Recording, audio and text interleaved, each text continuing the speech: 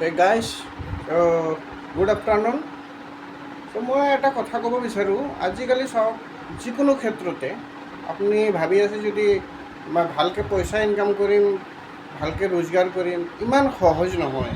কাৰণ কি, আজিকালি পইচা ৰোজগাৰ কৰা ইমান কঠিন হৈ গৈছে। মানে যিকোনো ক্ষেত্ৰতে কওক, আপোনাৰ ছ'চিয়েল মিডিয়াতে হওক বা এনে প্ৰাইভেট ক্ষেত্ৰতে হওক, যদি ভাবি আছে আপুনি পইচা ৰোজগাৰ কৰিম, ইমান সহজ নহয়, আগৰ দিন নাই আৰু।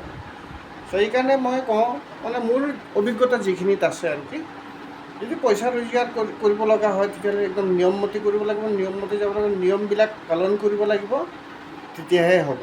যিকোনো ক্ষেত্ৰতে হওক তাৰ নিয়ম মানিব লাগিব। একজন কাম কৰা মানুহ যদি হয়, তাৰ দিনটো কাম কৰিব লাগিব, নিয়মমতে কাম কৰিব লাগিব, তেতিয়াহে হ'ব।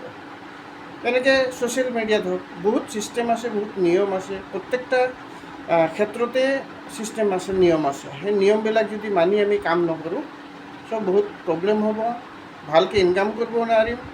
যিটোৰ কাৰণে আমি, যিটো ক্ষেত্ৰত আমি গৈছোঁ, যদি তাৰ নিয়ম কানুনবিলাক যদি আমি ভালকৈ নামানো, তাৰ ছিষ্টেমবিলাক যদি আমি ফ'ল' নকৰোঁ, ইমান সহজ নহয় ৰোজগাৰ কৰা বা পইচা ইনকাম কৰা।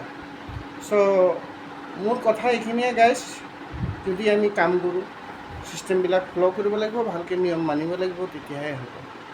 Thank you guys, good afternoon.